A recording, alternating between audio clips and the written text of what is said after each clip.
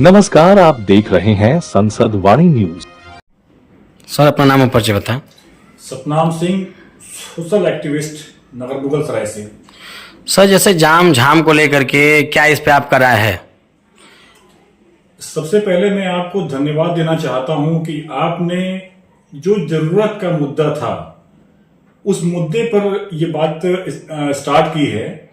और ये दिक्कत तो पूरे नगर में है। पूरा मुगलसराय, पंडित दीनदयाल उपाध्याय जिसका नाम पड़ गया है, पूरा शहर इस समय त्राहिमाम कर रहा है, झेल रहा है इस चीज को। आप सड़क का हाल देखिए। सड़क पर अगर आप निकलते हैं तो गुरुद्वारे से अगर आपको पुल पर जाना है तो वहां जाने में कभी कभी घंटा 2 घंटे भी आपको लग जाएंगे, इतना अधिक जाम रहता है। प्रशासन लगा है लेकिन उस पर भी उसका उपाय निकल नहीं रहा है, कोई रास्ता निकल नहीं पा रहा। तो इसलिए सोशल एक्टिविस्ट हूं तो मैं इस परेशानी का विरोध करता हूं। प्रशासन ने कई बार बैठकर टेबल पे एक खाका तैयार किया, नो पार्किंग जुर्म बनाएंगे, और उन्होंने इस पर 3-4 बोर्ड लगवाए भी हैं कि गल्ला मंडी से ये स्टार्ट हुआ है पुल तक। उसके बाद भी वहां पर देखिए लग तो गए, सरकारी जो पैसा है उसका व्यय हुआ, चीजें लग गई, नियम बना दिए गए, मगर नियम लागू नहीं हो पाए। क्यों नहीं हो पाए, इस पर भी बात होनी चाहिए। सीओ महोदय ने अपनी पूरी टीम के साथ और आईजी महोदय, हमारे जो अधिकारी हैं, बड़े अधिकारियों ने इस पर मंथन किया, लेकिन कोई भी चीजें अमल नहीं हो पाई। तो मैं इसका विरोध करता हूं कि क्यों नहीं हो पाई। अगर प्रशासन की इतनी बड़ी टीम है और उस पर अमल नहीं हो पा रहा है तो क्यों, प्रश्न चिन्ह है ये। सबसे बड़ी दिक्कत है कि पार्किंग का कोई भी व्यवस्था मुगलसराय में नहीं है। अब आप सोचिए, आपके पास मोटर बाइक है, कार है, आप जाते हैं बाजार में, परिवार के साथ जाते हैं शॉपिंग करने के लिए, कोई सामान लेने के लिए, तो रोड पर आपको जो गाड़ी अगर आप रख कर जाते हैं तो गाड़ी पर कोई जो है धक्का मार देगा, या गाड़ी पे स्क्रैच आ जाएंगे, या गाड़ी दुकानदार आपको खड़ा करने देगा ही नहीं, या तो पुलिस का डंडा आपको तुरंत चलेगा। तो मैं ये पूछता हूं प्रशासन से, अपने जो अधिकारियों से और माननीय महोदय जो हैं उनसे, कि क्या गाड़ी घोड़ा जो है हम लोग झोले में रख के चलेंगे? गाड़ी कहां पर रहेगी? पार्किंग की व्यवस्था ये पिता संस्था ने और मैंने मांग की थी।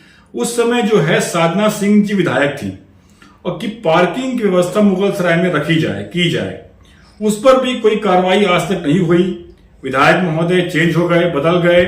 माननीय रमेश जी इस समय विधायक हैं, नो डाउट बहुत ही अच्छा काम कर रहे हैं। तो मैं इस चैनल के माध्यम से मैं ये उनसे निवेदन करता हूं कि पार्किंग का कोई उपाय मुगलसराय वालों को दिया जाए, उसकी व्यवस्था जो की जाए, ताकि हम लोग जब बाजार जाएं तो उस पे हम लोगों को अपनी कार बाइक रखने की जगह मिले। उसके बाद आते हैं कि रह कर अतिक्रमण अभियान चलता है। अतिक्रमण की देन है कि रोड पर इतना जाम लगता है। 100% में से 70% जाम जो लगता है अतिक्रमण की देन है। अतिक्रमण, दुकानदार महोदय अपना बिजनेस कर रहे हैं, जरूरी है उनके लिए, लेकिन उनको भी ये ध्यान देना पड़ेगा कि उनकी दुकान की सीमा जहां तक हो वहीं तक वो दुकान को लगाएं। दुकानदारी भी जरूरी है, लेकिन सीमा के अंदर रहना भी जरूरी है कि आपके यहाँ जो कस्टमर आते हैं, जो भी ग्राहक आते हैं, उनको भी एक जगह मिलनी चाहिए रास्ते पर जो है चलने के लिए। अतिक्रमण यहाँ पर बहुत ज्यादा है। सड़क पर जो ठेले खोमचे वाले हैं, भाई देखो उनका भी ये पेट पालने का माध्यम है, उनका भी घर चलना चाहिए।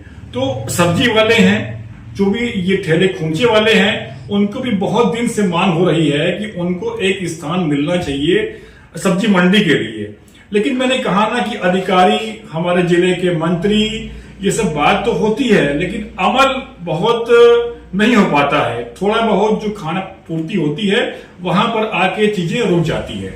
सब्जी मंडी वो और जितने ठेले खोमचे हैं उनको एक अच्छा स्थान उनको जो है दिया जाए, ताकि वो जब रोड पर नहीं रहेंगे तो बहुत ही समझिए कि जो अतिक्रमण हो रहा है, अतिक्रमण के बाद रोड इतना समझिए कि जो वो मतलब है कि ट्रैफिक रहता है, मेरा मतलब उस पर इसका उपाय मिलेगा। उसके बाद क्या है कि जो आप स्टेशन के बाहर आएंगे तो ऑटो जो खड़े होते हैं बहुत समझिए कि प्रभावित करते हैं वो रोड को जाम करने में ऑटो। और अगर आप उनसे थोड़ा सा बोलते हैं कि भाई पीछे कर लो, आगे कर लो, तो यूनियन वो लोग की इतनी मजबूत है कि वो तुरंत मारपीट करने पे उतारू हो जाते हैं। और अगर आप ये देखेंगे कि बहुत सारे केस ऐसे भी हुए हैं जिसमें उनकी मारपीट भी हुई है। तो ऑटो वालों भाई ठीक है, मैंने कहा ना, मैंने ये चीज मैं बार बार कहता हूं कि सबकी रोजी रोटी बहुत जरूरी है, ऑटो वालों का भी पेट पालना जरूरी है, लेकिन मनबड़ जो है उनको भी इसका जो है तुरंत उनको भी चाहे प्रशासन उन पर एक्शन ले, मुकदमा करे, ताकि एक लेसन के रूप में जो बाकी ऑटो वाले हैं उस पर ये ध्यान दें कि हमारी लिमिटेशन कहां तक है और उनको भी एक उचित व्यवस्था करके उनको एक स्टैंड दिया जाए। सबकी रोजी रोटी जरूरी है, मैं इस बात को रिपीट कर रहा हूं, बार बार कह रहा हूं, ठेले खोमचे वाले, ऑटो वाले, दुकानदार सब, लेकिन सबको पता होना चाहिए कि हमारी लिमिट क्या है। हर इंसान की एक लिमिट तय है, तो उस चीज का ध्यान देना चाहिए। और इसके लिए प्रशासन को जो उन्होंने नियम बनाए हैं उस पर अमल करने के लिए, चाहे उस जगह पर मैं ही क्यों ना हूं, उस पर जो है ये कड़ाई बरतनी पड़ेगी, मुकदमा करना पड़े, डंडे मारने पड़े, लेकिन उसका ये नहीं है कि अपने मनमानी आपने कहीं भी जो है डंडे चला लिए। प्रशासन है, लगा रहता है, लेकिन उसमें भी देखा गया है कि जो, अब देखिए मैंने कहा ना कि अगर आप बाजार जाते हैं तो गाड़ी मोटर बाइक अपने झोले में रखकर नहीं जाएंगे, रोड पर रखेंगे। तो प्रशासन को डंडा चलाने से पहले ध्यान देना पड़ेगा कि उसमें राइट और रॉन्ग कौन है, तो इस पर भी बात होनी चाहिए और अमल होना चाहिए। उसके बाद मैं आता हूं कि हमारी जो मेन रोड है मुगल सराय पंडित दीनदयाल उपाध्याय की, वो मानक के अनुसार, ये मेरा मतलब है कि जनसंख्या के मानक के अनुसार अब नहीं रही। पहले, बहुत पहले, सालों पहले, सन तो मुझे याद नहीं है, लेकिन एक सिंगल रोड थी, उसके बाद रोड का चौड़ीकरण हुआ, डबल रोड बनी, क्योंकि वो डबल रोड जो है वो उस समय के जनसंख्या के मानक के अनुसार थी। सालों बीत गए, जनसंख्या कहां से कहां पहुंच गई, लेकिन जो आज की जनसंख्या मुगल सराय की है उस जनसंख्या के मानक के अनुसार मुगल सराय की मेन रोड नहीं है। अभी जैसे कि प्लान चल रहा है 6 लेन का, 6 लेन पड़ाव से लेकर गोदना मोड़ या उसके आसपास तक का प्लान है, बन रही है। और अभी समझिए कि जो है कस्बे की चाल से बन रही है, बन जाएगी एक ना एक दिन, अच्छी बात है। और लेकिन जब वो रोड यहां पर मुगल सराय में आती है तो वो 6 लेन घट के 4 लेन वो रहेगी, ऐसा मैंने पढ़ा है अखबारों में। लेकिन 4 लेन में आप ये देखिए कि सड़क का चौड़ीकरण जो है कितना होगा। पाथवे मुगल सराय में नहीं है। अब हम लोगों को पैदल चलने की जगह चाहिए ना भाई। अब अगर हम लोगों को पाथवे नहीं देंगे, और जो पाथवे बना भी हुआ है अतिक्रमण की भेंट चढ़ गया है, वो तो वहां पर जैसा कि मैंने कहा कि लोगों ने दुकानें लगानी शुरू कर दी है। और दुकानें, मैं कह रहा हूं कि कानून व्यवस्था, अगर कानून सख्त हो जाए तो असंभव है कोई भी गलत काम होना, क्योंकि अगर वो खुद ध्यान देंगे और जो है कड़ाई करेंगे तो जितने भी वहां पर अतिक्रमण किया हुआ है उनको भी ध्यान देना ही पड़ेगा। तो अच्छा एक पाथवे हम लोग को जरूरत है। पाथवे की यहाँ पर जो हमारे विधायक जी हैं, चेयरमैन महोदय हैं, उस पर भी जो है ध्यान दें, रोड पे अतिक्रमण ना हो, अतिक्रमण की बहुत दिक्कत है। तो मैं ये कहना चाहूंगा कि इस पर सोशल एक्टिविस्ट मैं भी हूं, मैं भी इस मुद्दे पर बात करना चाहता हूं। किसी जो भी अधिकारी हो या हमारे जो मंत्री महोदय हो, तो जितने भी सोशल वर्कर हैं मुगल सराय के, उनको बैठाकर एक बार मीटिंग की जाए कि इसका उपाय क्या है। और हम सब भी प्रशासन के साथ हैं, हम लोगों से जो भी होगा वो जरूर करेंगे। लेकिन मेरे टोटल निचोड़ ये है, अतिक्रमण में जो इतना जोर दे रहा हूं, इस पर मेरा ये मतलब ना निकाला जाए किसी की रोजी रोटी पर इसका असर नहीं पड़ना चाहिए। सबको एक उचित स्थान दिया जाए, वो ठेले खोमचे वाले हों, चाहे ऑटो वाले हों, चाहे दुकानदार हों, उनको स्थान दिया जाए। और पाथवे और रोड पर जो है बनाने पर और चौड़ीकरण पर ये मतलब है कि प्रशासन का ध्यान रहे।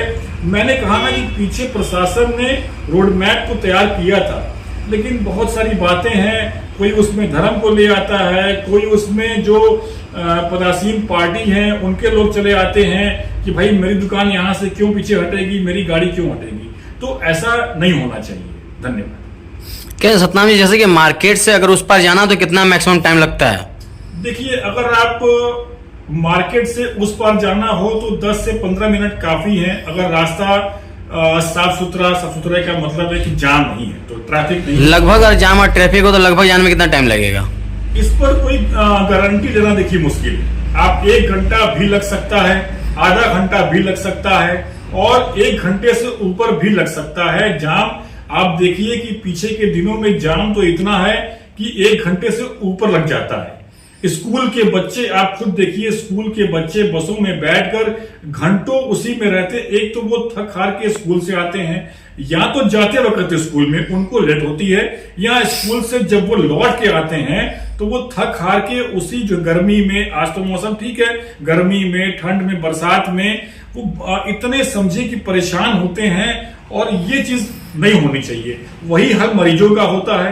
किसी के यहाँ इमरजेंसी है, उसको जाना है, अतिक्रमण इतना है कि उनकी जो भी कार है, जीप है, वो आगे निकल नहीं पाती है।